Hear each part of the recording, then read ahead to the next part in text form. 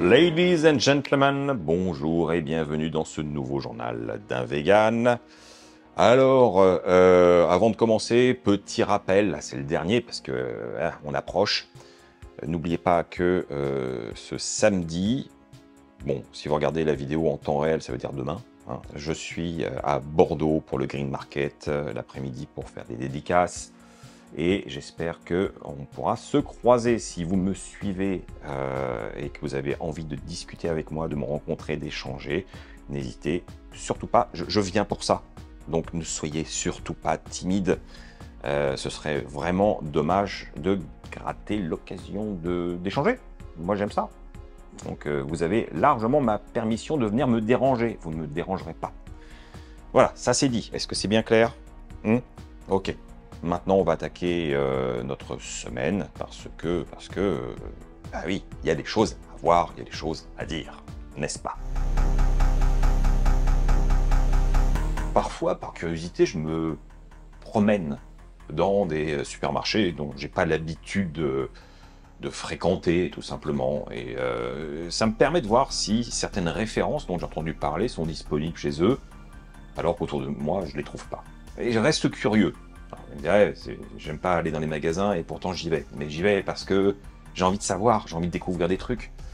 Et la dernière fois que j'étais dans un Intermarché, oui, je ne voyais pas grand-chose, sauf que dans un bac de promo avec des dates limites, je suis tombé là-dessus. Et alors là, je me suis dit, qu'est-ce que c'est que ce truc? Fleury-Michon, en collaboration avec la marque suisse Planted. Alors Planted, je vous en ai déjà parlé, c'est des produits qui sont vraiment pas mal du tout, qui sont qualitatifs, travaillés à partir de protéines de pois. Et Fleury-Michon, bon, on peut dire que leur pas dans le végétal, c'était pas une grande réussite hein, de mémoire, et puis surtout, voilà, ils voulaient vraiment pas être dans tout le vegan, ça restait très végétarien, il y avait vraiment des trucs... Bref, Fleury-Michon, j'ai jamais été grand fan de ce qu'il faisait, et pour cause. Mais Planted, oui. Alors je me suis posé la question, mais pourquoi ils s'associent, sachant que Planted, ils sont quand même distribués en France. Donc est-ce qu'il y aurait eu un rachat, quelque chose? Je ne sais pas. Bref, c'est un produit qui m'a beaucoup surpris, et je me dis, bah faut que je teste, faut que je teste. On est sur un émincé épice douce, voilà. Je ne sais pas ce que ça vaut, ça a l'air d'être un simili poulet émincé comme d'habitude, mais avec un mélange d'épices, et ça se voit bien à travers le paquet, c'est bien couvert. Donc j'ai hâte de goûter. Bon, et comme je sais que certains d'entre vous aiment bien avoir quelques infos nutritionnelles, je vais vous donner le taux de protéines, si je le trouve. Protéines, nous sommes à 26 grammes de protéines au 100 grammes, soit 20 grammes de protéines par portion. Parce que oui, c'est des portions de 75 grammes annoncées, il y a 150 grammes de produits. C'est petit, hein, c'est tout petit. Et ça, voilà. Bon, bah pour deux, c'est bien. Mais pourquoi pas 200 grammes directement, enfin. Bref, je vais pas payer cher, je vais pas me plaindre. Bon, je fais chauffer ma poêle, mais en attendant, je vous montre le produit voilà, sans l'opercule. Et c'est pas gras du tout. Ça a l'air même un peu sec. Donc je ne sais pas. Je vais mettre un peu d'huile dans ma poêle, parce qu'il faut, mais ouais, c'est moins gras que ce que je pensais. J'allais dire j'espérais, non c'est faux, que je pensais. Allez, c'est bien chaud, c'est parti. Hop. Bon, ça se comporte plutôt bien, l'odeur est pas désagréable, il n'y a pas un caractère de fou non plus, mais moi ce que j'observe, c'est que ça, c'est la portion pour 2 personnes, quoi. Je ne sais pas qui sont ces personnes, mais c'est pas moi, il aura. Nous y voilà, c'est cuit. Voilà à quoi ça ressemble. Sympathique petit morceau. Hein, ça, je dois avouer. L'odeur, c'est surtout les aromates qui ressortent.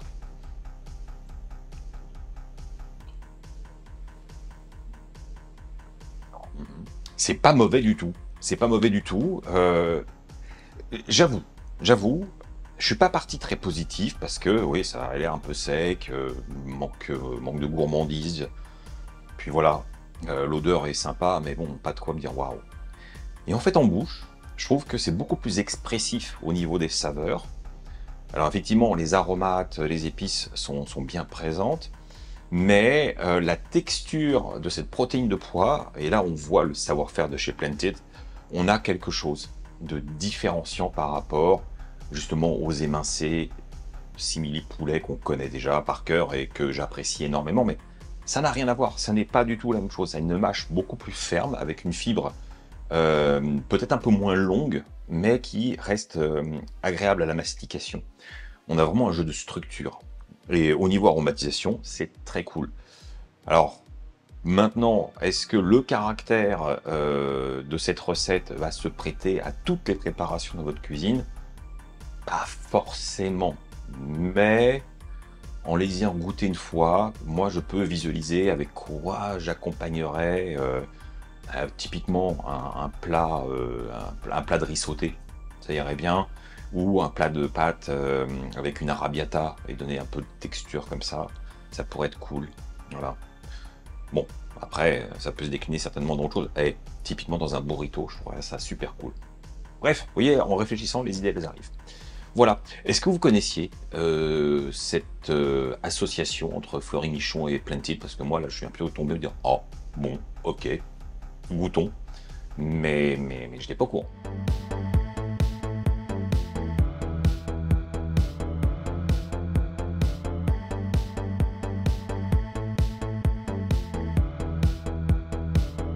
Alors les amis, il est temps de vous faire découvrir encore une nouvelle adresse à Paris. Et aujourd'hui, on va chez Mopa Doner. Alors oui, j'ai bien dit Mopa Doner parce que c'est le deuxième restaurant de Mopa, un restaurant à la base dédié aux burgers dont je vous ai déjà parlé il y a un bout de temps. Et ils s'étaient essayés dans ce restaurant à faire un Berliner Kebab. Ça aussi, ça remonte, hein, car le temps passe vite, le temps passe vite. Et aujourd'hui, ils ont décidé de se lancer dans l'aventure d'un établissement dédié uniquement au Berliner Kebab. Voilà. Et donc, c'est aujourd'hui que je vais découvrir ça. Bien sûr, rien que pour vous.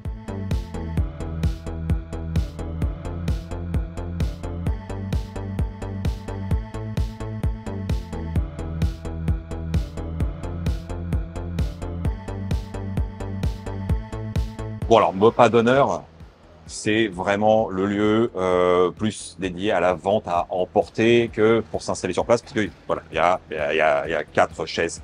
Voilà. Ce sera plus l'esprit takeaway que s'installer confortablement. Mais ça n'empêche pas de rester, parce que je suis là pour déguster, qu'on en parle. Vous avez différents kebabs qui sont à la carte. Vous avez le classique, le Berliner, et puis il y a celui de saison. À côté de ça, il y a des pommes de terre qui sont des pommes de terre, si petites pommes de terre grenaille, qui sont cuites vapeur et repassées à la plancha et nappées de sauce. C'est la version un peu patatas bravas. Et c'est ce que j'ai pris. C'est ce que j'ai pris. Je vous laisse juger, mais moi, je trouve que ça a une bonne tête.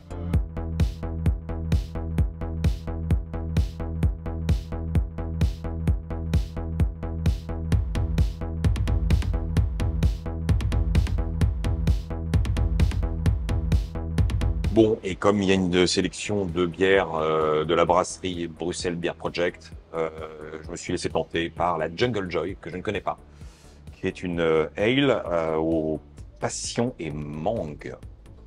Intrigant, intrigant. Cheers.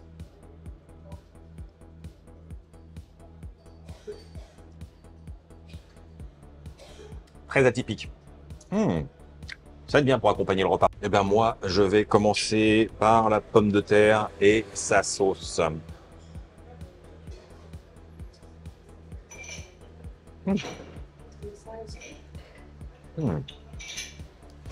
Pas mal du tout ça. Alors, on n'est pas sur une sauce extrêmement puissante, mais elle a beaucoup de caractère. On est sur une sauce avec l'ail, le côté un peu paprika fumé. Elle a beaucoup de gourmandise. Et puis, faut pas oublier, Mopa fait ses sauces maison depuis toujours. Hein, c'est un peu leur signature. Donc, on peut au moins se satisfaire de quelque chose d'aussi gourmand.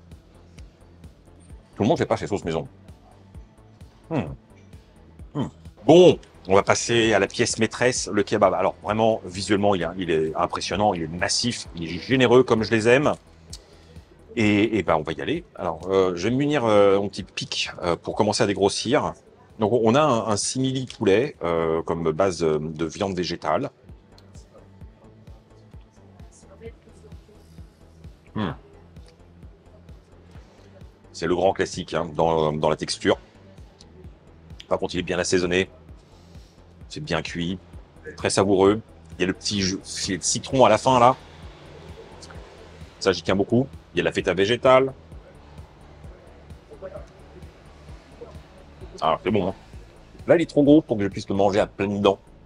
Je suis obligé d'y aller creuser. Alors, au niveau légumes, on a de la salade, on a de l'oignon, on a du concombre, on a de l'aubergine, de la courgette, on a du persil. Et bien sûr, vous pouvez choisir une sauce. Alors, j'ai pris la sauce algérienne pour que ce soit un peu relevé, sans que ce soit non plus extrême. On peut prendre de la harissa, hein. Mais voilà, j'avais envie de profiter des sauces signées Mopa. C'est le moment de mordre dedans maintenant que je l'ai un peu dégrossi. Et je vais pouvoir tâter un peu de ce pain turc. C'est son point.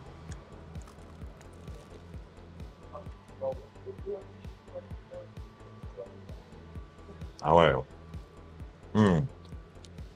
Le pain est tendre, relativement léger en bouche, bien croustillant à l'extérieur.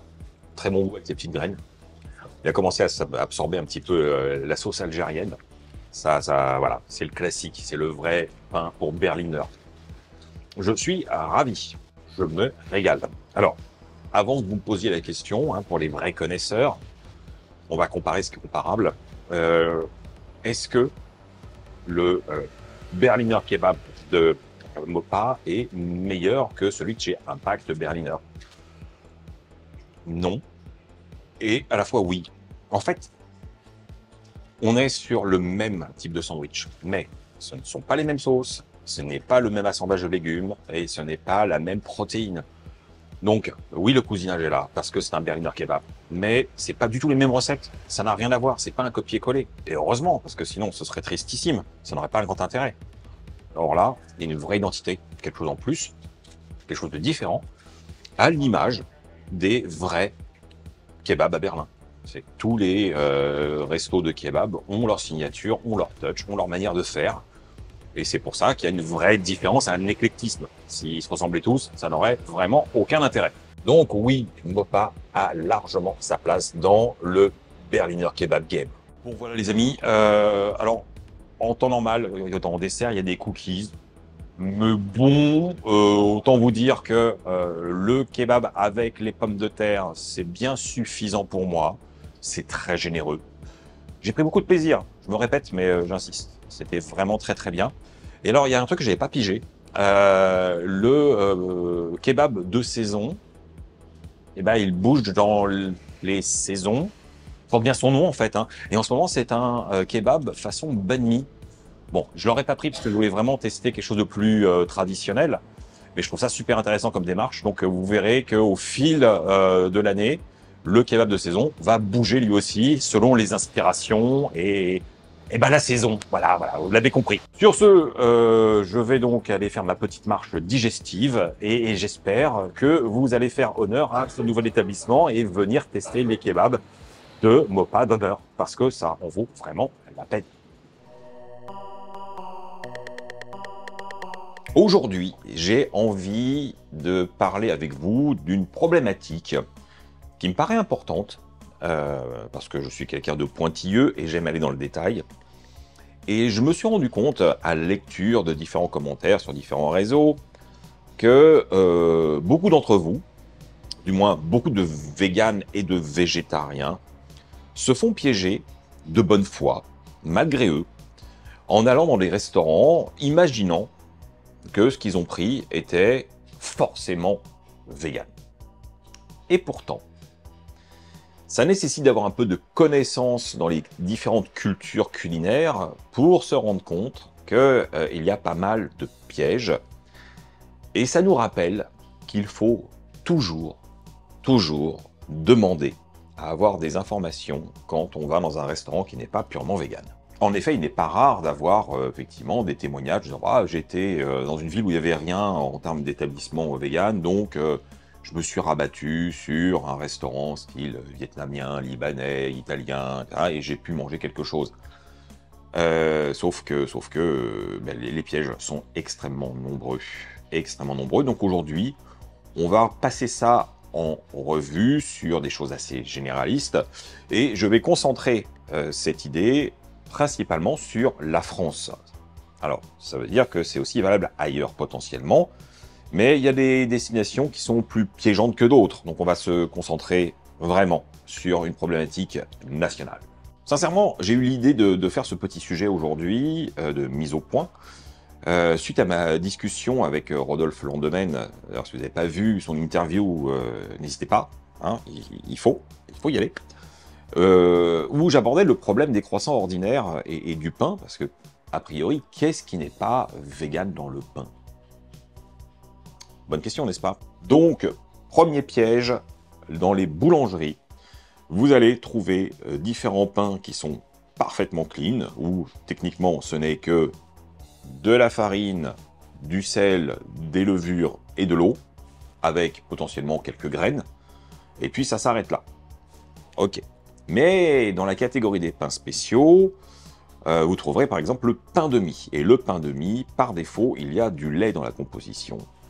Idem pour certains pains briochés, vous trouverez du lait et potentiellement même de la dorure, et la dorure se fait à l'œuf. Dans tous les cas, si vous voyez un pain, quel qu'il soit, qui est très brillant en surface, il faut poser la question. Parce qu'il y a toutes les probabilités que ce soit une dorure à l'œuf, comme ça se fait de manière traditionnelle. Il y a des techniques pour le faire en végétal, mais elles ne sont pas systématiquement employées, bien loin de là. Alors aussi, on ira sur les fameux croissants ordinaires. Je reviens là-dessus pour ceux qui n'auraient pas vu la vidéo de la semaine dernière. En fait, la margarine, on peut penser que c'est végétal, parce que de nos jours, ça l'est quasiment toujours, sauf que dans les margarines un peu industrielles, on retrouvera du bas beurre, donc c'est un produit laitier, et on retrouvera aussi des huiles de poisson, potentiellement. Bref, la margarine n'est pas forcément un ami fiable. Il faut savoir si c'est vraiment une margarine végétale, 100%. C'est très important. Et pareil, hein, même si sur un croissant ordinaire, vous n'êtes pas censé avoir de dorure, ils sont généralement un peu plus palos que le croissant au beurre bien brillant, parfois il y a des croissants ordinaires avec un peu de brillance. Donc ça vaut le coup de savoir est-ce que c'est une dorure à l'œuf ou pas. Second piège que je vois passer très souvent, alors il est tout relatif, mais je tiens quand même à vous mettre en alerte. Quand je parle d'une pizzeria qui a une offre végane, j'ai souvent des retours en disant « Oui, bah moi je vais dans une pizzeria et puis je demande sans fromage et puis du coup j'ai une pizza végane. Et du coup on peut manger partout en France une pizza. » Alors, on va être obligé d'être très relatif sur cette idée parce que dans l'absolu, oui, c'est vrai. Dans l'absolu, si vous allez dans une vraie pizzeria tenue par des vrais Italiens, il n'y aura pas de mauvaise surprise. En revanche, si vous allez dans une pizzeria dont vous ne connaissez pas forcément les origines des pizzaiolos, vous pourriez avoir des surprises. Il est très courant de voir des pâtes à pizza qui sont enrichies avec de l'œuf pour donner plus de gonflant et plus de souplesse à la pâte. Pas du tout chez les Italiens, mais ce sont des techniques que vous allez trouver dans des pains plus au Pakistan, et ça, on le sait très bien, en France, il y a beaucoup de travailleurs pakistanais qui travaillent en cuisine, et même dans les pizzerias. Donc, l'idée n'est certainement pas de faire un délit de faciès, hein, loin de là. La question est justement de poser la question, est-ce qu'il y a de l'œuf dans la pâte? Parce que ce sera une alerte. Si le pizzaiolo n'est pas purement italien, il ne respectera pas les traditions, ça ne lui posera pas de problème. Et ça ne se sent pas en plus dans la pizza. Donc c'est un vrai piège. Il y a un truc un peu moins répandu, mais il faut savoir que toujours dans les pizzerias pas purement traditionnelles, parfois la sauce tomate est enrichie avec des aromates, c'est assaisonné, et parfois il y a des petits morceaux de viande. Et oui. Alors ça se voit pas forcément, mais c'est pour donner plus de goût, voilà. Il y a des fantaisies, je l'ai déjà vu, donc c'est pas juste une idée lue sur internet, j'en ai fait l'expérience il y a très longtemps, mais c'est possible. Et enfin, petite parenthèse sur la célèbre chaîne de pizza américaine Pizza Hut. Pizza Hut, c'est pas vegan. Même si vous faites retirer le fromage, leur pâte contient du lactose et je sais plus trop quoi. Mais la pâte n'est pas végane. Il va falloir aller dans des pays, style l'Angleterre, où ils offrent effectivement une possibilité d'avoir des pizzas véganes, mais ce n'est pas la même pâte. Vous n'aurez pas une pan pizza, vous aurez juste une pâte traditionnelle classique. C'est médiocre. Mais voilà, c'est à prendre en compte aussi. Ne vous faites pas avoir. Allez, c'est parti pour un troisième piège. On va parler de cuisine vietnamienne. C'est une cuisine que j'aime beaucoup, mais malheureusement, il y a un truc qui s'appelle le Nuoc Mam. Donc c'est un condiment à base de poisson qui est très répandu. Et alors autant le Nuoc Mam, dans sa bouteille, ça sent très fort, que quelques gouttes dans une sauce, ça ne sent pas et ça donne de l'umami. Voilà, donc ça c'est un vrai souci, parce que vous pouvez avoir un plat qui a l'air complètement végétal, et en fait, dans les sauces, il y a des trucs. Donc même s'il n'y a pas de viande en apparence dans un boboon ou dans une soupe-feu, qui serait donc estampillée aux légumes ou végétarienne, c'est pas sûr que dans le bouillon il n'y ait pas quelque chose. C'est pas pour être parano, mais ça vaut vraiment la peine de spécifier que vous ne consommez pas de produits issus de la mer non plus. Parce que dans les cultures asiatiques du sud-est, la sauce huître, justement le Nuoc Mam, c'est pas forcément considéré comme pas vraiment végétarien.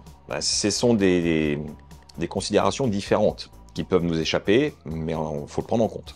Et toujours en parlant de Vietnam, il y a un gros truc street food que je trouve délicieux, c'est le sandwich banh mi. C'est vraiment très très bon. Si vous n'en avez jamais mangé, il faudra vous y mettre. Mais le nombre de personnes qui me disent « Ah, j'ai trouvé dans le 13e un endroit qui fait des sandwichs banh mi au tofu, donc c'est bon, c'est clean, c'est bon. » Et en fait, non, toujours pas. Parce que justement, le tofu peut être mariné dans une sauce à base de Nuoc Mam. Et dans un sandwich banh mi traditionnel, il y a de la mayonnaise à l'œuf. Voilà. Donc il faut demander sans mayo et vous renseigner sur la marinade et les sauces aussi qui vont assaisonner les crudités à l'intérieur. Donc voilà, c'est pas parce que c'est marqué au tofu que c'est forcément végétarien ou vegan par défaut. Faut pas oublier que dans la cuisine asiatique, le tofu, c'est un ingrédient comme un autre. C'est une source de protéines comme une autre, et il n'est pas rare de voir mélanger du tofu et de la viande. Typiquement, alors je change de région, on va sur la Chine, le fameux Mapo tofu, oui, il y a de la viande dedans aussi. On va rester en Asie pour le sujet suivant, on va parler de la cuisine japonaise. Et allez, maintenant, on va être très clair. Si vous allez dans un véritable restaurant japonais, encore une fois tenu par des Japonais qui respectent les traditions, il y a pas mal de pièges. Si vous allez dans un restaurant japonais qui n'est pas tenu par des Japonais, il y a des probabilités que tout se passe bien. La qualité ne sera pas la même, mais ça va bien se passer. Le piège le plus répandu, c'est typiquement commander le menu végétarien avec des sushi maki qui sont effectivement aux légumes avec du riz, des algues, un peu de wasabi, et puis voilà. La sauce, c'est une shoyu, donc c'est du soja fermenté, il n'y a rien dedans, donc là, jusque-là, tout va bien. Le piège, c'est l'à côté. C'est très souvent, le menu maki, il est servi avec une soupe miso, et une petite salade, souvent de la carotte, du chou, mélangée dans une sauce. Ces deux éléments sont des pièges. La soupe miso, j'en ai déjà parlé, mais je le répète ici, c'est une base de dashi. Et le dashi est un bouillon dans lequel vous allez trouver de la bonite. Et la bonite, c'est un poisson. Donc, la bonite est très très utilisée dans la cuisine japonaise, toujours pour cette question d'umami, de longueur en bouche. Et voilà, une vraie soupe miso traditionnelle contiendra du dashi fait à base de bonite. Donc, pas vegan, pas végétarien, même si voilà, c'est un petit bouillon avec de la pâte de miso, quelques herbes, des champignons, du tofu, et effectivement, il n'y a pas de viande.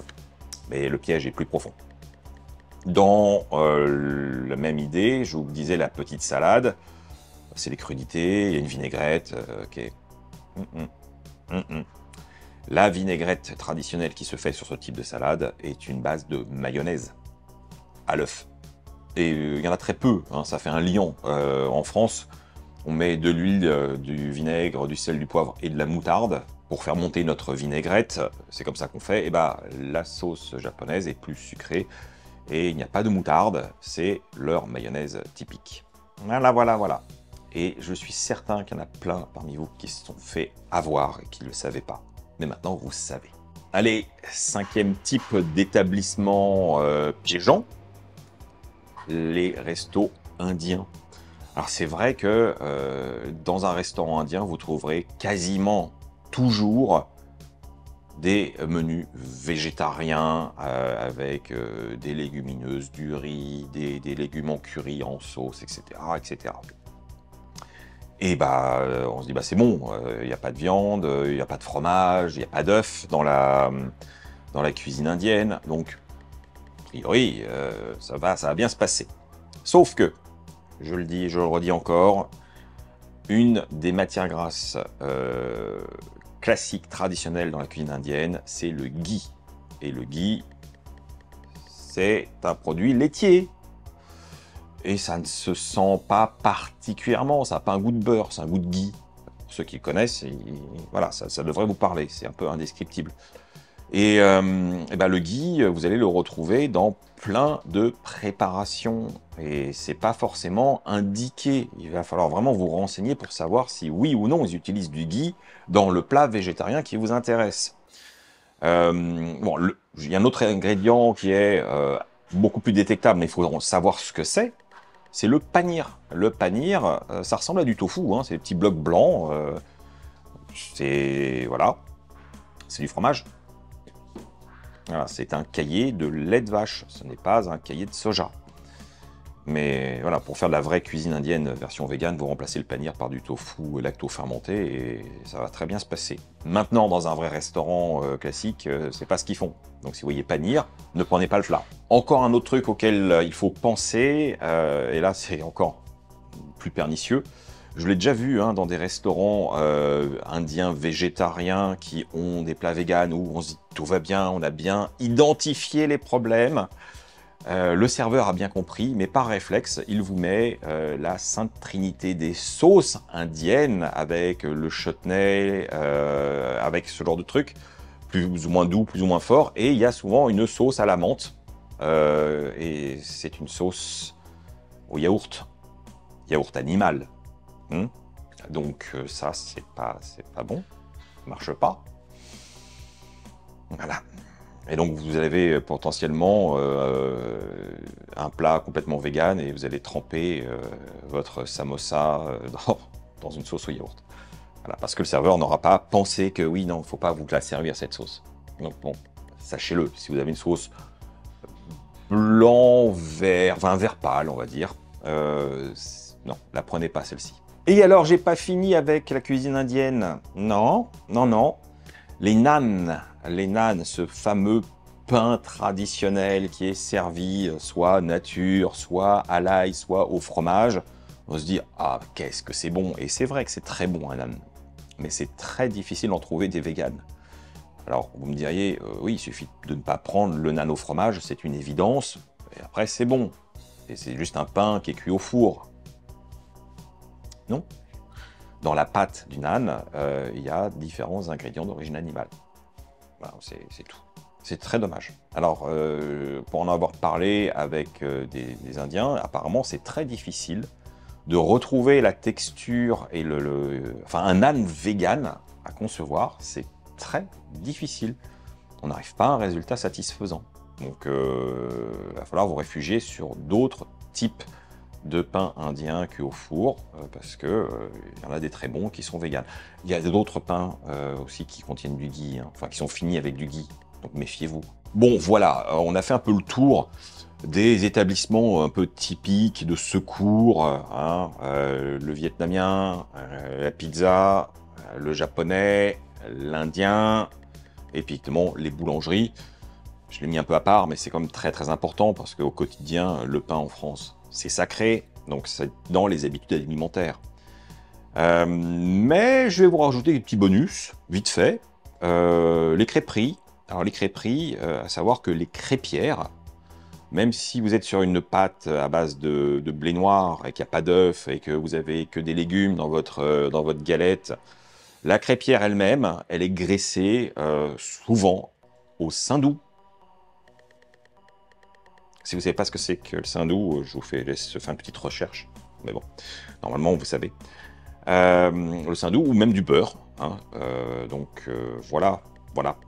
Et puis alors, les crêpes sucrées sont vraiment des crêpes avec de l'œuf et du lait dedans. Donc ça, vous ne trouverez pas facilement une crêpe sucrée végane, quelle que soit la garniture que vous choisissez. Bon, voilà, je pourrais continuer longtemps sur les petits pièges. Parce que ils sont innombrables et que dans la tradition culinaire de certaines régions, de certains pays, c'est tellement comme ça, c'était toujours fait comme ça que voilà, ils se posent pas la question, ils y pensent même pas. C'est pas la malveillance, c'est pas de la négligence, voilà. Typiquement, bon, c'est un peu bizarre, mais admettons, vous allez dans un restaurant alsacien et vous demandez juste choucroute sans charcuterie, avec des pommes de terre. Bah, bon, bah voilà, c'est du chou lacto-fermenté, il y a des épices, du vin, des pommes de terre, un peu de moutarde, et ça va bien. Ben non, la choucroute traditionnelle, elle est cuite aussi avec du saindoux. Oui, voilà, donc non, c'est pas bon. Pour nos amis belges, ils le savent, hein, les frites, c'est difficile, parce que c'est souvent de la graisse de bœuf. Qui est utilisé comme matière grasse de cuisson. Alors en France, c'est beaucoup plus rare, mais cela dit, vous allez dans un établissement, et j'en ai vu quelques-uns qui se sont ouverts en France, qui font justement de la frite belge. C'est pas que la variété de pommes de terre, hein, c'est normalement aussi le mode de cuisson, donc la graisse animale qui est utilisée pour faire cuire. Voilà. Bref, j'arrête là. Alors, maintenant, on va passer sur un point qui est totalement vous. Si vous êtes fait piéger, bah, ne vous flagellez pas. C'est pas grave, vous n'en êtes pas mort. Mais maintenant, vous avez l'information pour ne pas vous faire avoir deux fois. Je sais que c'est pas évident et qu'il est nécessaire d'avoir une vraie culture culinaire pour être en alerte. Parce que les choses les plus évidentes, les plus innocentes ne le sont pas forcément. Et si vous ne le savez pas et qu'on ne vous informe pas, vous n'avez pas moyen de le deviner. Parce qu'il n'y a pas forcément de logique. Sauf si on connaît un peu l'histoire des cuisines. Voilà, donc soyez en paix avec vous-même, faites attention la prochaine fois et posez des questions. N'hésitez pas à être chiant, vous avez le droit. Ça ne vous empêche pas d'être courtois, mais insistez pour avoir l'assurance que tout va bien. Et la prochaine fois, ils feront peut-être aussi attention. Donc, c'est gagnant-gagnant.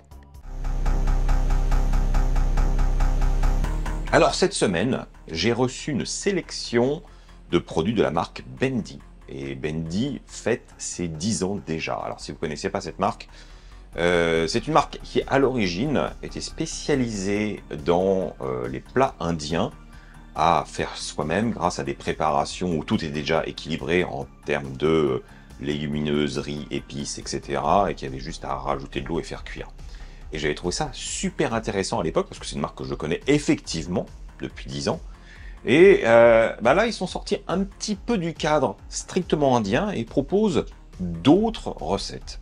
Et pourquoi pas finalement? Alors c'est vrai que moi, honnêtement, j'aime bien faire mes propres mélanges d'épices avec mes aromates, mes petits oignons ou mes échalotes, faire un mélange entre du riz et des lentilles corail. Enfin, j'ai plein de choses en tête que je maîtrise. Donc forcément, c'est pas un produit qui s'adresse à moi. du moins pas en temps normal. Mais quand on est pressé, qu'on n'a pas envie de réfléchir, eh ben, c'est peut-être une solution de facilité, mais qui restera qualitative. Ce sera quand même mieux que de prendre un plat surgelé qu'on passe juste au micro-ondes pour manger vite fait. Bon, ouais, ça m'aura un petit peu plus de temps, mais c'est le prix à payer pour la qualité.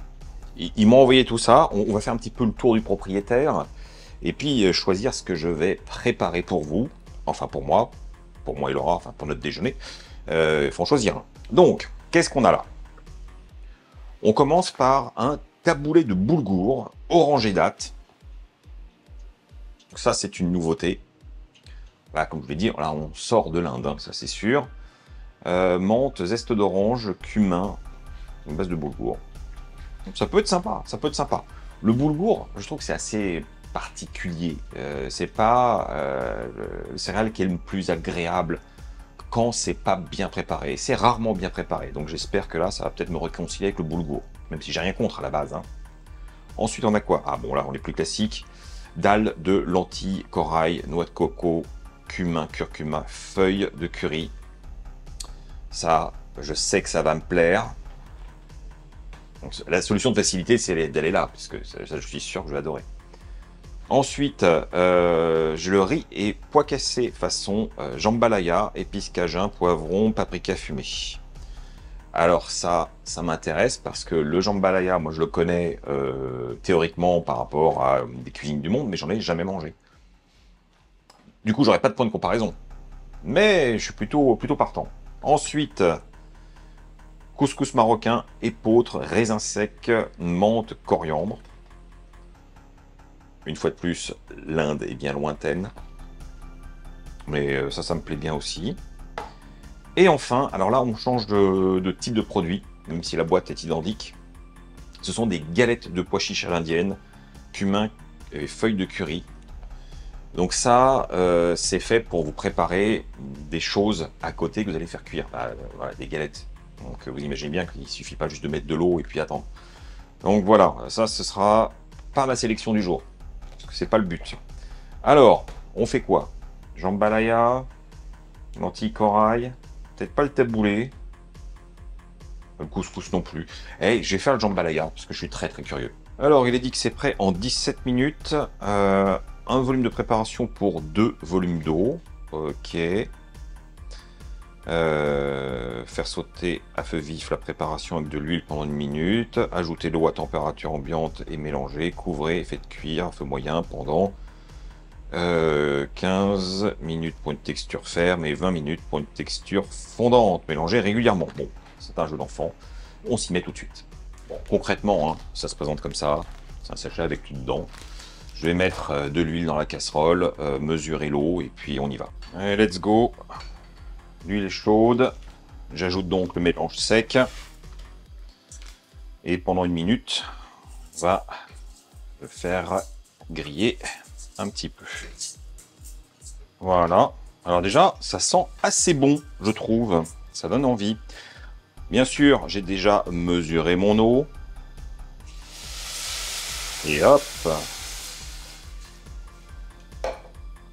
Donc je mélange encore un petit peu. Et je mets à couvert. Ah, je suis très obéissant. Le temps à partie est écoulé, donc de retour en cuisine, je vais enfin découvrir à quoi ça ressemble. J'ai laissé vivre sa vie, hein, je ne l'ai pas touché. Voilà. Regardons ça. Alors. Bon, bah écoutez, ça n'a pas l'air mal. Le riz a l'air bien gonflé, il y a les petits légumes qui sont hydratés. Bon, il n'y a plus qu'à goûter, hein. Et voilà le travail. Bon, je me rends compte quand même que le riz a attaché au fond de ma casserole, alors que j'étais même pas sur feu moyen, j'étais sur feu doux, et que j'ai bien respecté le temps, même un petit peu en dessous, parce qu'il disait 15 à 20, bah j'ai mis 16. Voilà, donc j'ai pas poussé. Bon, c'est pas très grave, ça sent très bon, et ça c'est déjà un point positif. Et ça a une bonne tête.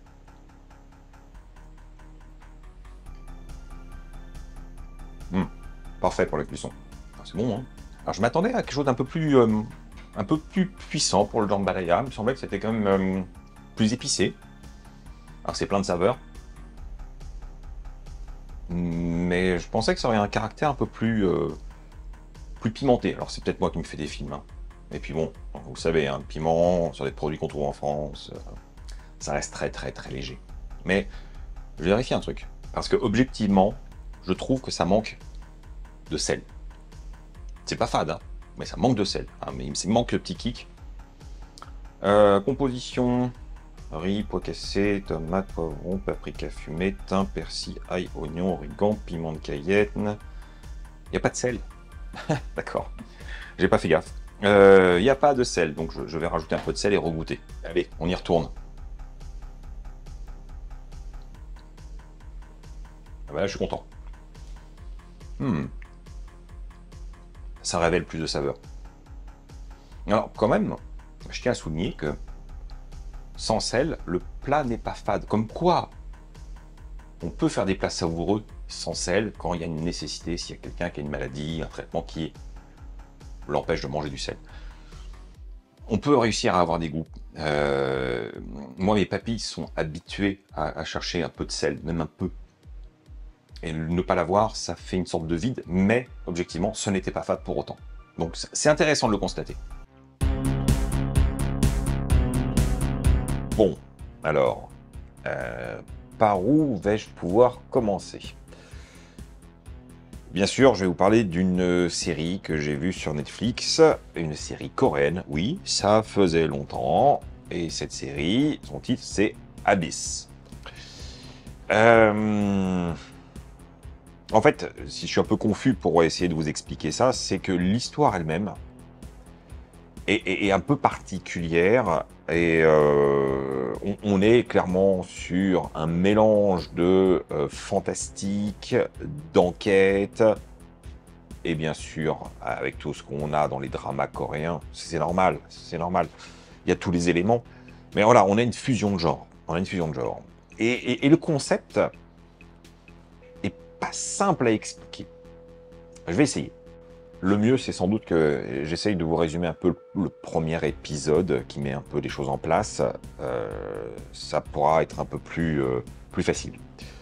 On commence sur la tentative de suicide d'un individu et qui se retrouve, au moment où il va sauter d'un immeuble, percuté par une lueur qui envoie son corps à des kilomètres dans un champ. Et visiblement, il en meurt. Voilà. Sauf que la lueur se matérialise et qu'il y a deux autres personnes. Alors, on ne sait pas à la base ce que c'est exactement. Est-ce que ce sont des extraterrestres? Est-ce que ce sont des anges? Est-ce que... On ne sait pas. On va appeler ça des entités. Qui sont bien embêtés parce que c'est un accident. Ils n'auraient pas dû le tuer. Et que, voilà. Donc, du coup, elles vont le ressusciter grâce à une sphère lumineuse. Et à son contact, l'âme réintègre le corps. Sauf que, c'est pour ça que c'est spécial, l'âme n'a pas forcément l'apparence du corps. Et en étant ressuscité, le corps prend l'apparence de l'âme. Voilà, vous suivez? Donc, le personnage de base est censé être assez vilain, il est enrobé, il n'est pas gracieux, il s'autocritique beaucoup, enfin ça fait partie des problèmes. Et par contre son âme c'est le beau gosse avec le six-pack et tout. Donc il se rematérialise sous la forme du beau gosse six-pack et lui-même n'en croit pas ses yeux. Bref, ça c'est une partie de l'histoire. La suite, c'est qu'on a toute une histoire justement autour d'un serial killer qui lui aussi va mourir, lui aussi va être réincarné dans une autre apparence, sa meilleure amie dont il est amoureux va être assassinée, il va la ressusciter, elle a une autre apparence. Honnêtement, les 2-3 premiers épisodes, j'ai eu du mal à accrocher. Alors j'accrochais sur la thématique, mais j'avais du mal un peu à suivre exactement de quoi il en retournait. Et puis après, ça va bien. On a accepté la dynamique et ça se passe très bien. Donc oui, c'est une série que je vous recommande. Elle est un petit peu déroutante sur sa problématique de base et son postulat original. Mais c'est chouette. Et j'ai beaucoup aimé l'histoire, et en fait, après, une fois qu'on est dedans, ça se passe très très bien. Comme toujours, hein, c'est coréen, donc chaque épisode dure presque 1 heure, voire plus. Voilà, on prend son temps, on apprécie, on savoure. Voilà. J'espère que malgré tout, je vous aurais donné envie d'être curieux et d'aller jeter un œil, malgré mes explications un peu confuses. Mais l'histoire est confuse, du moins à la base. Alors, je vous le concède, rien ne vaut une bonne pomme de terre fraîche, qu'on va éplucher soi-même, tailler, faire cuire. On aura toutes les qualités gustatives d'une bonne pomme de terre restituée avec une très belle texture, pour peu qu'on sache bien travailler la pomme de terre. C'est un ingrédient magique, j'avoue, je suis très fan. Mais, j'avoue aussi que j'aime bien me simplifier la vie et que ça, on va me dire, oui, ça c'est le mal, des petites pommes de terre déjà cuites, déjà épluchées, ça fait gagner un sacré temps en cuisine. Et je ne mange pas que ça, mais j'aime bien en avoir sous la main quand je suis pressé et que j'ai envie d'un plat un peu roboratif. Parce que la pomme de terre surgelée, c'est chouette, mais c'est toujours frit, finalement. Hein, que ce soit des pommes noisettes ou des rostis, les petites galettes de pommes de terre, même les petites pommes de terre rissolées, je trouve que c'est vraiment toujours de la friture qu'on va refaire réchauffer derrière, et je boude pas mon plaisir. Mais au moins, là, on a juste de la pomme de terre vapeur qu'on va pouvoir faire à sa manière et utiliser l'auto d'huile qu'on souhaite. C'est pourquoi j'aime bien, j'avoue. Hein. Donc si, pour cette recette, vous préférez utiliser des pommes de terre fraîches et les faire cuire vous-même, eh bien, vous prenez la recette au niveau où je mets les pommes de terre, et vous aurez déjà cuit et épluché en amont.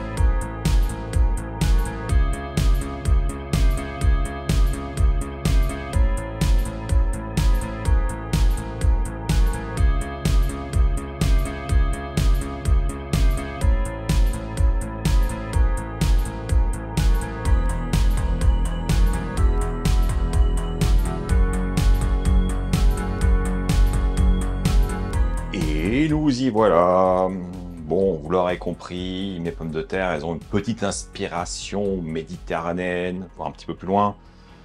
Entre le za'atar, l'huile d'olive, les kalamata, la feta, il y a un univers, il y a un univers. Bref, goûtons ça.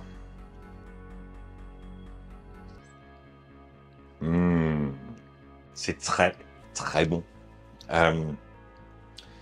Ce qui était très important comme action dans ma recette, c'était de déglacer la sauteuse avec toute cette pomme de terre qui avait légèrement attaché en surface et les sucs de cuisson. du tofu, il y avait tout qui restait bien accroché. Et ça, c'est chargé en goût. Et comme c'est de la pomme de terre, ça va faire naturellement une sorte de fécule de liant.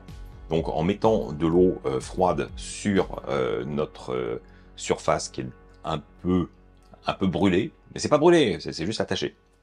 Ça permet de tout décoller et de faire un jus, une sauce qu'on va pouvoir utiliser pour napper l'ensemble. C'est exactement ce que j'ai fait. Et en plus, du coup, ça aide à nettoyer aussi pour la suite. C'est mieux pour la vaisselle. Mais c'est surtout pour le goût que je fais.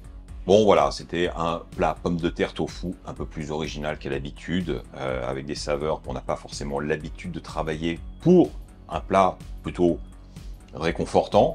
On imagine des choses plus fraîches. Mais moi, j'aime bien. Malgré la chaleur ambiante, j'aime bien ce genre de plat avec juste la petite touch. Donc, j'espère que ça vous aura inspiré. Et voilà les amis, c'est encore un journal qui s'achève. J'espère que ça vous a plu, que vous aurez appris plein de choses, envie de tester des trucs, etc. Et puis voilà. Voilà, je n'ai pas grand-chose d'autre à rajouter, si ce n'est qu'il est largement temps, si ce n'est pas encore le cas, de me soutenir en vous abonnant, activer la cloche, blablabla, blablabla. Comme toujours, hein, c'est important, on ne le dira jamais assez. Sur ce, portez-vous bien.